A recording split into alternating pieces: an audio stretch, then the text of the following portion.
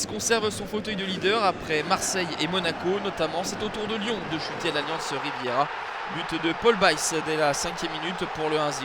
Réduit à 10 suite à l'exclusion sévère de Fekir à la demi-heure. Les Lyonnais ne reviendront pas et encaissent même un second but à un quart d'heure de la fin inscrit par Jean-Michel Seri. Balotelli a même raté un penalty. Score final 2-0 donc pour les Aiglons qui signent un 7e succès en 9 matchs et comptent 10 points d'avance sur l'OL.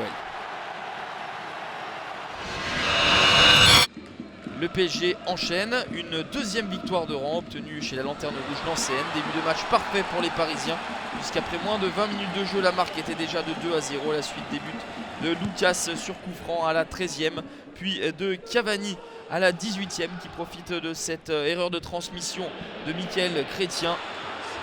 9e réalisation pour le meilleur buteur du championnat. En deuxième période, Alou Diarra va réduire le score à 2-1. Ce sera le score final. Le PSG souffle la 2e place à Monaco. Des Monégasques qui, après leur victoire 7-0 à Metz, n'ont pas connu les mêmes joies sur le terrain de Toulouse. Pourtant, Germain avait montré la voie dès la 3e minute, mais les Toulousains ont de la ressource et égalisent à la 65e minute grâce à Oscar Treiro à l'origine et à la conclusion de ce but. Après s'être offert le scalp du PSG, c'est Monaco qui va tomber au stadium. 84e minute, le but du 2-1 est inscrit par Martin Braithwaite, auteur d'un doublé à la 87e. 6e but de la saison pour Braithwaite, 4e victoire en 4 matchs à domicile pour le TFC au pied du podium.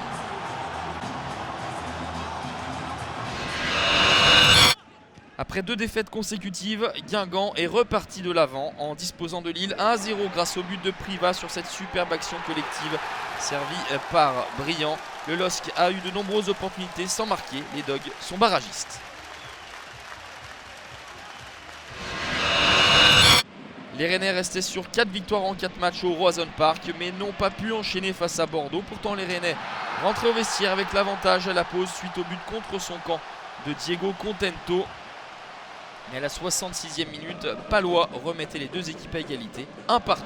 Bordeaux 6e et Rennes 7e. Les deux équipes ont 14 points chacune.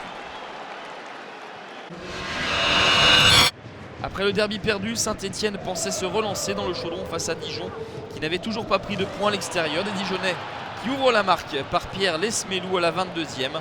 Et pour la 4e fois depuis le début de la saison, les Verts marquent dans le temps additionnel avec le pénalty transformé par Nolano. Un partout, score final.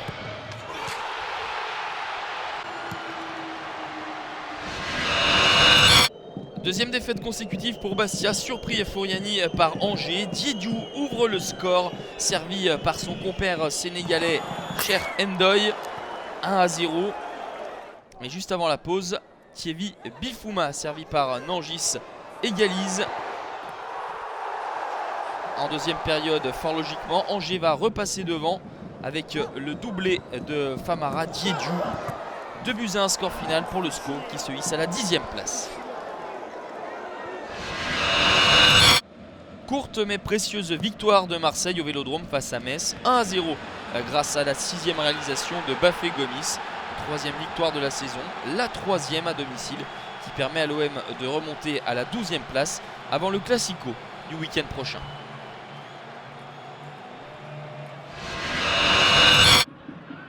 Nantes enchaîne une 2e victoire de rang en allant s'imposer à Lorient. Yacine Bamou ouvre le score à la 42e minute, lui qui n'avait plus marqué depuis 11 mois.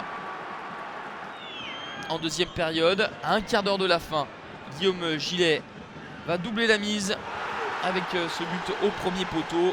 Réduction de l'écart à 10 minutes de la fin avec la première réalisation de Pierre-Yves Hamel. Mais le score ne bougera plus. 2-1, 7e défaite en 9 matchs pour les Merlus, 19e. Sans victoire depuis la première journée, les Montpelliérains ont enfin regoûté aux joies du succès en dominant non sans mal le Stade Malherbe de Caen. Casimir Ninga ouvrait le score dès la 2e minute. Mais 6 plus tard, égalisation de Caen avec la tête d'Alaïdi Niaya, un partout. À la 65e, Montpellier va repasser devant avec la passe décisive de Ninga pour Mounier, 2-1. Mais 4 minutes plus tard, Caen va revenir de nouveau avec cette tête d'Ivan Santini, 2 buts partout. À 10 contre 11, Montpellier va inscrire un nouveau but. Un troisième, signé Casimir Ninga. Après son triplé face à Dijon, il s'offre un doublé pour la victoire des Montpelliérains qui respirent de nouveau.